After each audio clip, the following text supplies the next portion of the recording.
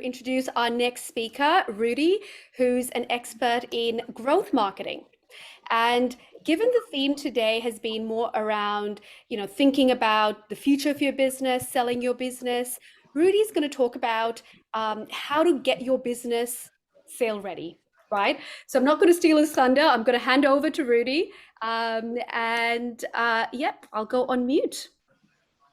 Hi everyone. Hope you hear me fine. I'm actually in Hobart at the moment on a holiday, so just jumped out of it to do this call, and my phone bricked. So I'm taking it I was going to take it from a nice, comfortable place, but I'm taking it from a lovely, friendly veterans bar here. So who let me use their Wi-Fi. So if there's any noise, sorry for that, but it should be fine. Future Um, work, right? He can work and attend calls and give conferences from anywhere in the world. Love it. exactly. But yeah, great to be here. Firstly, if everyone can do like a visual raise of hands or the digital one, how many of you are, ever considered or thought about or even like just, had a little feeling of selling your business in the first place? If you could do a raise of hands, or let me see, where's the view? It's not showing me anyone. Is that nobody? Oh, we had a few. We had a few. We had a few. We had a few. Okay, good to know. That's good to know. At least there's some audience I can talk to in like a direct way. But so basically, I'm a growth marketer. I'm based out of Sydney. I work with startups and brands. And the reason I'm talking to you about how to prepare your business for sale is threefold. So firstly, I've worked with a lot of businesses that approached me as an effort before they wanted to sell their business. So they were like, look, I think this is kind of my last ditch attempt. I think I might want to sell, but I have these ideas and I want to like invest this marketing budget and see if it works. I've worked also with a major business marketplace and also kind of these e-commerce aggregators that are popping up everywhere now. And the third reason is that a business approached me. It was a B2B SaaS business. They said they wanted to do a 1 to 2 year engagement to grow their business. We had all these plans. We set everything up. We took quite a lot of time. And then a little over a month after that, they quit. And they, later on, I found out that they wanted to use this to kind of increase their value for the sale, and they thought that it would. Oh, at the end of the day, it didn't. They struggled to sell their business for the price that they wanted because they thought this kind of added value. They said, "Look, we've got this great marketing strategy for a year, but hey, I mean, ideas are kind of nothing without their execution." So that didn't really work out. So obviously, as Andrew mentioned, there's a lot that goes into preparing your business for sale, right? There's getting your financial statements in order, your P&L, you're sorting out your cash flow, figuring out which valuation method is best for you, auditing your books, paying off debt, like all this stuff. We don't really have time to dive into all that. So what I will dive into is how to kind of market your business when you're selling it, and then also how to think about alternatives to that.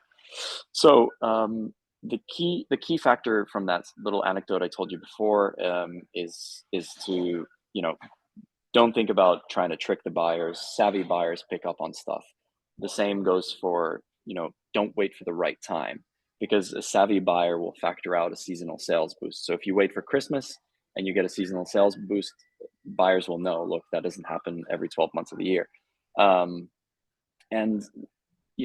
there are traditional ways to sell a business, of course.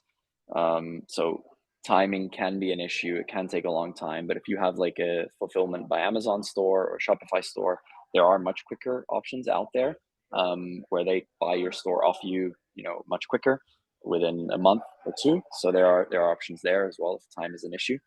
Um, but overall, so don't wait for the right time and start reaching out early on to potential buyers if they're through your personal network, or start listing on marketplaces, things like that, because it's really an iterative process if you're doing it yourself.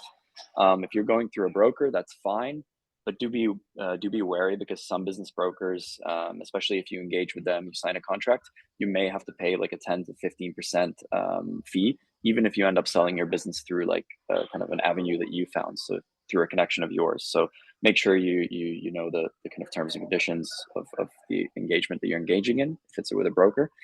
Um, when it comes to marketing your business and preparing it for sale, obviously there's a lot that goes into it. You could think about like rebranding. You could think about just freshening up the look and feel so that potential buyers get like a better emotional response, or see it better, even if that doesn't actually produce any of the desired responses, any of the desired like kind of increases of revenue. So as an example, that brand that approached me that wanted to work with me, if they would have been honest from the front, we could have actually spent our time for that 1 month doing totally different stuff that potentially may have given them a bit of an edge over their competition when it came to marketing their business on these marketplaces, or even to some brokers, not all. So essentially, the key marketing tip is to put your strongest foot forward. So try to look at what is your competitive advantage? Do you have a really strong customer acquisition, like really low customer acquisition cost, or do you have like a lot of diverse revenue streams, or do you have like brand value that you can somehow show in on the marketplace, or through in that little white paper that you give. Maybe you have like a really strong social media community that you've built over time, or like if you're B2B, maybe you have a Rolodex of leads that you've kept warm, or that you have but never chased up.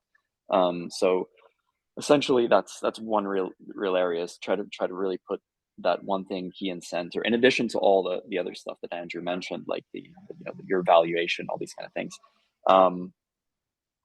Then it's also, if you have a bit of time and if you want to push the can a little bit further down the road, you can use it as an effort to put time into the projects that you've always wanted to do. So like that fresh redesign or a rebrand, or you can look into logistics or supply chain improvements that you've always wanted to make, or little kind of tweaks or fixes that you always wanted to make.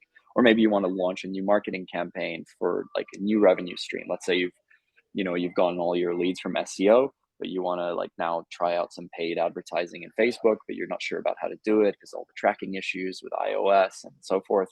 Now might be a good time to engage with an agency and try to do that, or do it yourself. So it's a good time to do that if you're trying to kick the can down further down the road. The one thing that I'll mention is make sure you keep running your marketing campaigns, keep them all on as you're trying to sell, because savvy buyers will look at that. They'll want to see like that the business isn't dying. Keep your operations going, keep your stock levels up. Yeah. And then once you do approach buyers, that's later on, make sure you only share things that are competitive with an NDA.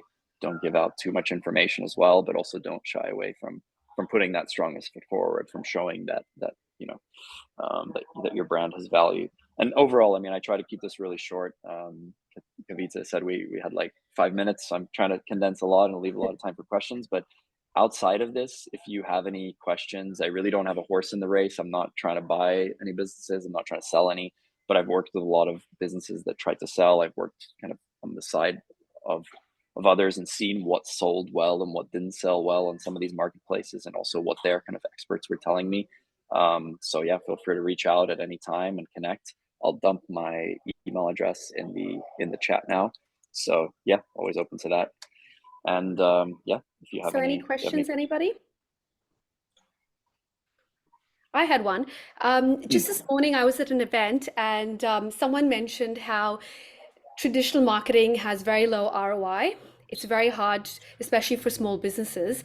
So are there any avenues or any things you can guide small businesses against doing, because it would just be a waste of money for a small business? That's a really good question, and it ties back to what a lot of people that want to sell their business face. It's one of the big pain points, is not having the budget to take their business to the next step. It can sometimes be operational stuff, so logistics, or getting like third party logistics on board or something like this.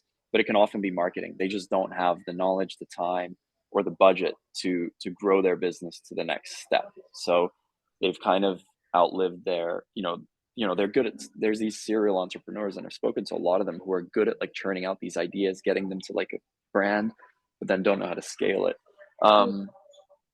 It's really hard to give blanket advice. But essentially I would say try to engage professionals when you're stuck. But as an entrepreneur, just there's no shame in doing it yourself and learning. But yeah, try to minimize the time you're spending on it as well.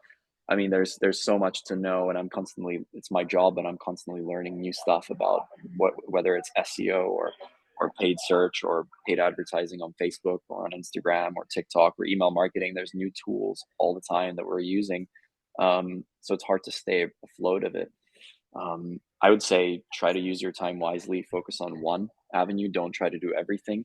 That's for sure, especially if you're thinking of selling your business. That's just going to look like a scattered attempt, and uh, Like that. yeah, it won't look good. So try to focus on one. But at the same time, I say that, but what I do is I try to focus on one, but also have some fingers in other buckets, just so that we can quickly pivot. And so that comes with experience. But yeah, I would say start out Awesome. with it. It's a great Well, question. thank you so much. Thank you so much. There was a lot in there, and if anyone wants to continue conversations, you've obviously got Rudy's details, but we'll send it across as well.